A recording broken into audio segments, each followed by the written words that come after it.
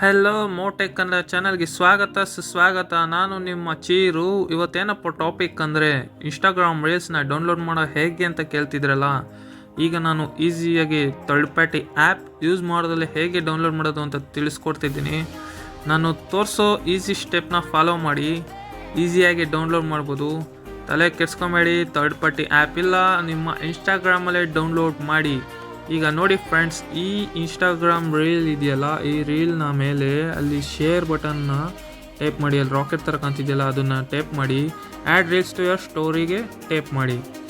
Then ಅದನ್ನು ನೀಟಾಗಿ crop ಮಾಡ್ಕೊಳ್ಳಿ. ಫುಲ್ ಸೈಜ್ ಆ ಕಡೆ ಈ ಕಡೆ ಏನು ಬಿಡಬೇಡ ಜಾಗ, ಹಂಗೆ ನೀಟಾಗಿ ಆ ವಿಡಿಯೋ ಎಷ್ಟಿದೆಯೋ ಅಷ್ಟನ್ನ ಕ್ರಾಪ್ ಮಾಡ್ಕೊಂಡಿದ್ದೀನಿ ನೋಡಿ. ಆ ಥರ ಲಾಸ್ಟಿಗಲ್ಲಿ ತ್ರೀ ಡಾಟ್ಸ್ ಕಾಣ್ತಿದೆ ನೋಡಿ, ಅದ್ರ ಮೇಲೆ ಟೇಪ್ ಮಾಡಿ. ಸೇವ್ ಅಂತ ಆಪ್ಷನ್ ತೋರಿಸ್ತಿದೆ, ಸೇವ್ ಮೇಲೆ ಕ್ಲಿಕ್ ಮಾಡಿ. ದೆನ್ ಇಸ್ ಪ್ರೊಸೆಸಿಂಗ್ ಅಂತ ತೋರಿಸುತ್ತೆ. ಪ್ರೊಸೆಸಿಂಗ್ ಅಂದರೆ ಡೌನ್ಲೋಡ್ ಆಗ್ತಿದೆ ನಿಧಾನಕ್ಕೆ, ಆದರೆ ಇದು ತುಂಬ ಲೇಟ್ ಆಗುತ್ತೆ ಫ್ರೆಂಡ್ಸ್ ಡೌನ್ಲೋಡ್ ಆಗೋದು. ವೆಯ್ಟ್ ಮಾಡಬೇಕು, ಒಂದೊಂದು ಟೈಮ್ 1 ನಿಮಿಷ ಆಗ್ಬೋದು.